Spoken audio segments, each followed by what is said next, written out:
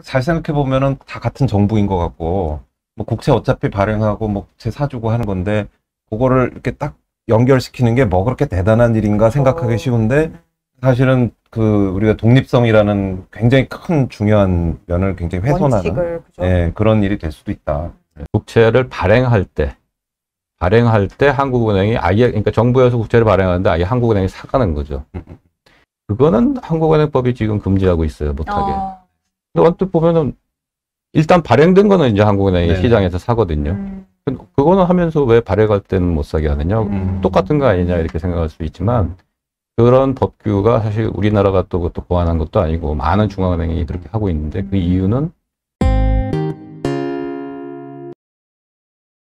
지금 아까 그 금통위원 임기 얘기하니까 질문이 들어온 게 뭐냐면 한국은행 총재님은 정권이 바뀌어도 유지가 되는 거냐, 임기가 있냐, 이런 질문해 주셨어요. 똑같죠.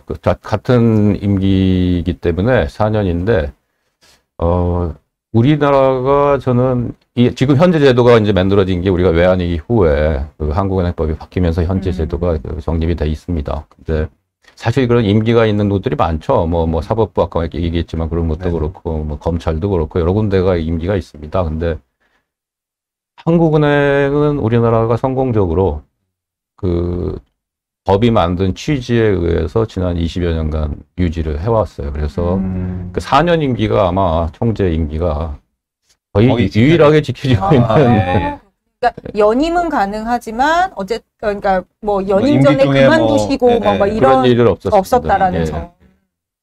어떻게 보면 뭐 정치에 그동안 영향을 덜 받을 만한 자리여서 그렇다고 볼 수도 있을 것 같은데, 아무튼 그 삼권 분립처럼 이렇게 독립된 존재로서 임기가 지켜지고 있다는 건 굉장히 좋은 사인인 것 같고요. 예. 근데 이제 최근에 사실 지금 독립성 얘기가 나오니까 그런데, 최근에 이제 뭐 여당이 발의한 법 중에는 이 정부가 국채를 발행하면 한국은행이 반드시 그냥 그거를 의무적으로 사줘야 되는 이제 그런 법을 발의를 하는 게 있었어요. 근데 사실 독립성을 생각하면 그렇게 하면 안 되는 거 아닌가요? 그렇죠. 아까 제가 말씀드린 그 취지하고 정면으로 안 맞고 한국은행 그 법이라든지 안에 이제 법규를 보면은 이런 게 왜 있나 하는 그 이해하기 어려운 부분들이 많이 있습니다.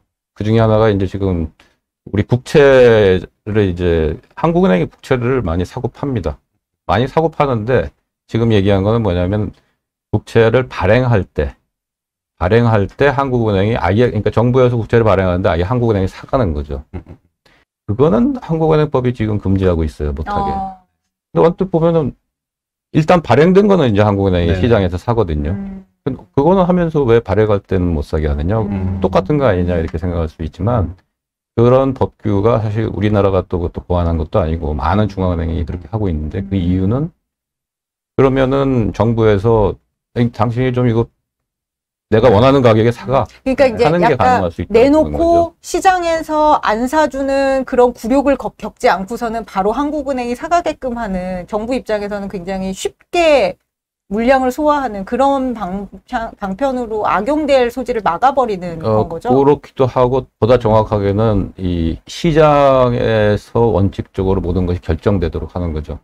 한국은행이 이미 발행된 거래되는 국채를 시장에서 산다는 것은 어쨌든 시장에서 가격이 조정되는 거에 맞춰서 하는 것이거든요. 네, 아니, 그러니까 제 질문은 사실은 그러니까 정부가 지금 약간 그런 식의 발의를 한 것이 그 과정을 건너뛰고서는 바로 이제 한국은행이 근데 그거를 사게끔. 이렇게 생각하시면 될 거예요. 그러니까 아까 우리가 그 삼권 분립 얘기를 했는데, 우리가 정부가 뭐 예를 들어서 뭐 검찰은 이제 정부의 소속이니까 검찰이 이제 기소를 하면서 이거는 유죄예요. 그리고 갖다 주면은 재판부가 그래 유죄, 그러고서 이렇게 하는 게 아니고 아니니까. 재판부가 완전히 독립적인 걸로 이걸 판단을 해서 유죄인지를 해서 하는 거잖아요. 그렇죠. 근데 그걸 여기다 대비를 해보면 정부가 국채를 이제 발행을 해서 이거를 시중에 돈을 풀기 위해서 국채를 발행을 하는데 한국은행에다가 이걸 주고서 그러니까 돈을 풀어줘.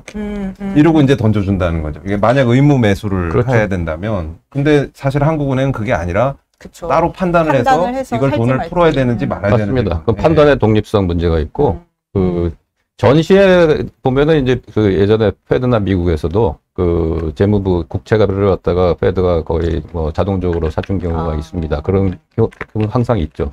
근데 그때는 결국 무슨 어떤 일들이라고 하냐면 결국은 그 판단을 정부가 하는 거죠, 결국은.